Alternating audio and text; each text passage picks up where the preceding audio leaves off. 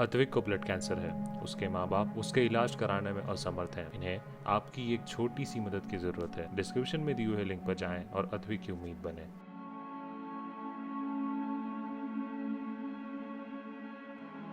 New Zealand के बल्लेबाज Devon Conway इस पूरे हफ्ते चर्चा में रहे और आखिर हो भी क्यों ना, क्योंकि उन्होंने अपने पहले ही टेस्ट मैच में, अपने डेब्यू में ही इतिहास रच दिया।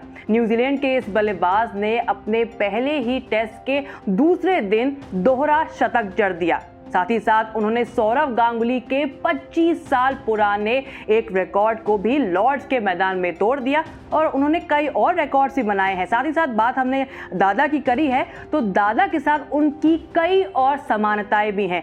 क्या क्या सिमिलैरिटीज हैं उनकी सौरव गांगुली के साथ और क्या है इस खास क्रिकेटर की कहानी, आइए जानते हैं। ये है न्यूजीलैंड के बाएं हाथ के बल्लेबाज डेवॉन कॉनवे। भारत के खिलाफ वर्ल्ड टेस्ट चैंपियनशिप फाइनल से पहले चल रहे इंग्लैंड के खिलाफ 2 मैच की टेस्ट सीरीज में इन्होंने अपना जलवा बिखेर दिया और वो भी अपने टेस्ट डेब्यू में। डेब्यू टेस्ट में दोहरा शतक लगाने के मामले में डेवॉन कॉनवे दुनिया के 7वें बल्लेबाज बन गए हैं।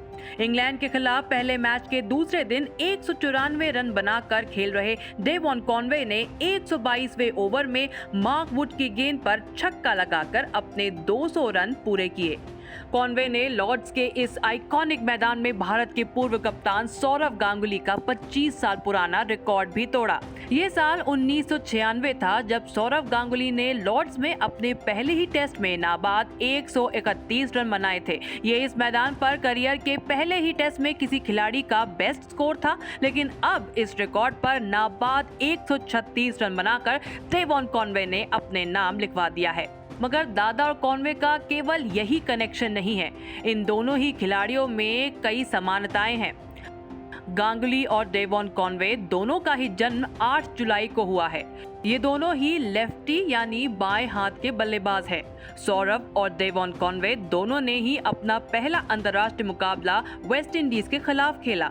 सौरव और कॉनवे दोनों ने ही अपना पहला टेस्ट इंग्लैंड के खिलाफ जून के महीने में खेला। दोनों ही लेफ्टी बल्लेबाजों ने अपने पहले ही टेस्ट में शतक से आगाज किया। हाँ, ये अंतर जरूर है कि डेवॉन का दोहरा शतक रहा जबकि गांगुली का शतक। दोनों ही खिलाड़ियों की अंतर्राष्ट्रीय डेब्यू कैप 84 नंबर की है।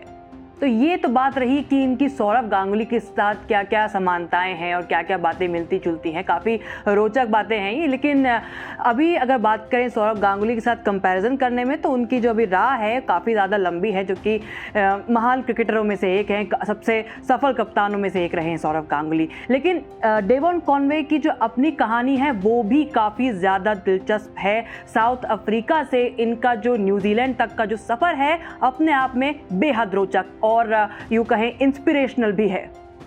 डेवॉन कॉनवे का जन्म दक्षिण अफ्रीका में हुआ था।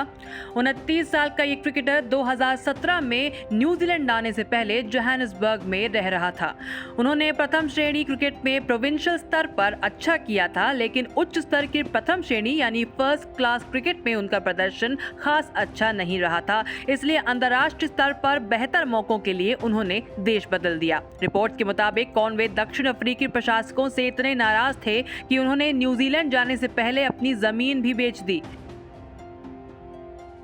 साउथ अफ्रीकन क्रिकेट में उन्होंने गाउटिंग प्रोविंशियल के लिए खेलते हुए 53 की औसत से रन बनाए, लेकिन उच्च स्तर पर लायंस के लिए खेलते हुए उनका औसत घटकर 21.19 रह गया था। T20 क्रिकेट में भी गाउटिंग के लिए खेलते हुए उनका औसत 46 का था, लेकिन लायंस के लिए खेलते हुए 21.5 का रह गया।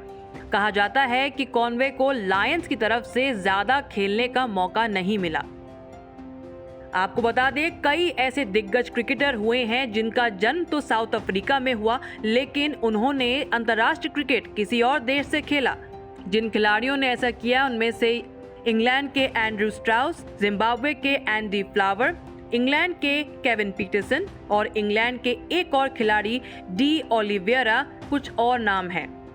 तो भारत के लिए ये खिलाड़ी कहीं ना कहीं चुनौती बन सकता है। वर्ल्ड टेस्ट चैंपियनशिप के फाइनल की बात करें और इस खिलाड़ी ने बहुत ही दिलचस्प तरीका भी निकाला है भारतीय स्पिनर्स का सामना करने के लिए। कुछ दिन पहले हमने आपको न्यूज़ तक पर एक रिपोर्ट दिखाई थी जहां पर वो किटी लिटर डाल के, कंकड़ वाली जो मिट्टी होती है उसको पिच पर डाल के प्रैक्टिस कर रहे थे, जिससे कि वो भारतीय स्पिन गेंदबाजों का तरीके से सामना कर सके। अब देखिए उन्होंने काफ़ी कुछ साबित कर दिया है। ये जो अपने कर्म भूमि न्यूजीलैंड में, न्यूजीलैंड की तरफ से खेलकर उन्होंने काफ़ी कुछ इस लॉर्ड्स में तो साबित कर दिया, अपना दमखम, अपना मादा। अब देखना होगा कि भारतीय टीम इस खिलाड़ी के अगेंस्ट किस तरह का प्लान बनाती है, कितनी तैयारी के साथ उतर पाती है और इनको रोक पाती है या नहीं।